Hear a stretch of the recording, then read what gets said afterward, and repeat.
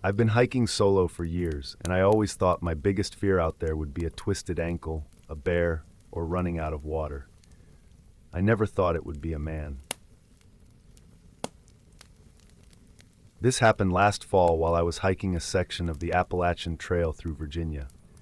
I wasn't new to this. I'd done several long-distance treks and was comfortable being alone for days at a time. I'd planned to do a quiet 5-day stretch between Bland and Pearisburg. No rush, just me, the trees, and the silence I'd grown to love. Day one was uneventful. Cool weather, crunchy leaves, and that peaceful hush that always blankets the woods when you're far from roads and people. I passed a couple of hikers early on and exchanged the usual nods, but by late afternoon I hadn't seen another soul.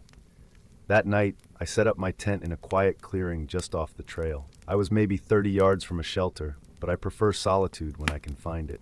I cooked a small meal, read by headlamp for a while, and turned in early. At around 2 a.m., I woke up to the sound of what I thought was footsteps. At first, I figured it was a deer or maybe a raccoon sniffing around, but it was too deliberate. Tevnik. Step. Pause. I sat up slowly, heart thudding in my chest.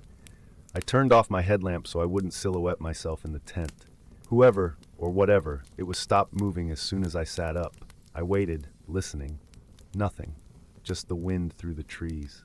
After a long 5 minutes of silence, I convinced myself it was probably an animal and laid back down, but I didn't really sleep after that. The next morning I packed up quickly. I wasn't scared exactly, but I was uneasy. It's not unusual to get spooked when you're alone in the woods, especially at night. Still, I kept glancing over my shoulder for most of the morning.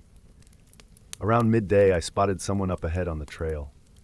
Tall guy, maybe late 30s, wearing a dark green jacket and carrying a pack that looked too light, like he wasn't really planning on being out here long. Something about him felt off, but I reminded myself not to jump to conclusions.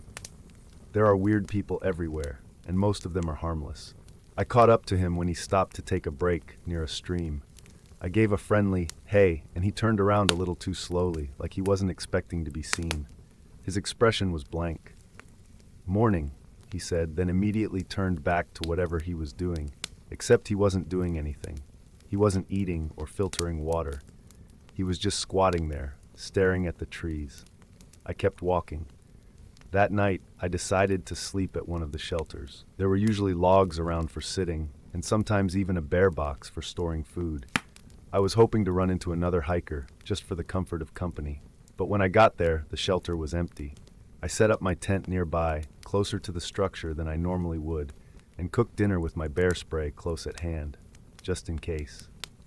Around dusk, I heard someone coming down the trail. It was him. Green jacket, light pack, blank stare. He didn't say anything when he saw me, just gave a small nod and walked right into the shelter, sitting on the edge of the wooden platform. "Long day?" I asked, trying to keep things normal. He looked at me, smiled thinly, and said, "I like this spot." I didn't respond. Something about the way he said it sent a cold ripple down my spine. He didn't eat, didn't pull out any gear, just sat there as the sun dipped below the horizon. Eventually, I went into my tent and zipped it shut. I laid there for hours, not reading, not sleeping, just listening. I could hear him moving around, slowly. A shuffle here, a creak of wood there. He wasn't trying to be quiet, and that somehow made it worse. At some point, I must have dozed off. I woke up with a jolt around 3 a.m. when I heard a sound like fabric brushing against nylon. My tent. Someone was outside my tent. I held my breath and slowly reached for the small knife I kept in my sleeping bag. I didn't move. The sound stopped, and I heard the crunch of footsteps walking away. Not running, just walking. When the first light hit the sky, I packed up in record time and got back on the trail.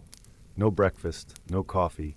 I didn't even check the shelter to see if he was still there. I just walked. By noon, I was exhausted. I knew I couldn't keep up the pace for long, so I stopped to rest and eat. As I was finishing up, I heard movement up the trail behind me. I panicked, stuffed everything into my pack, and took off again.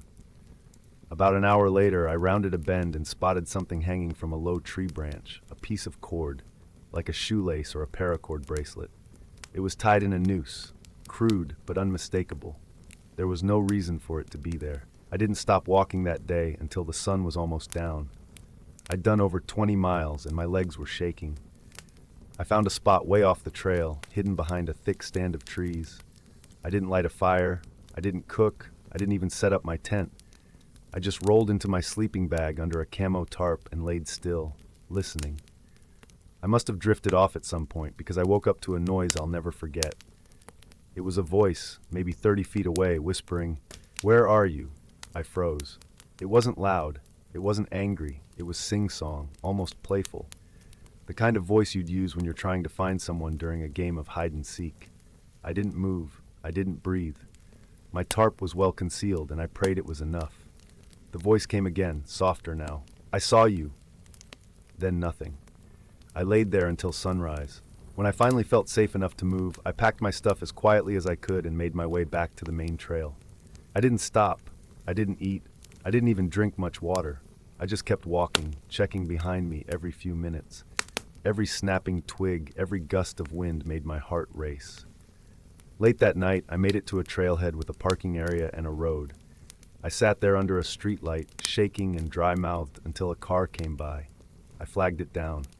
The driver was a woman in her 60s heading home from work. I must have looked like hell because she didn't even ask many questions, just took me to the nearest town.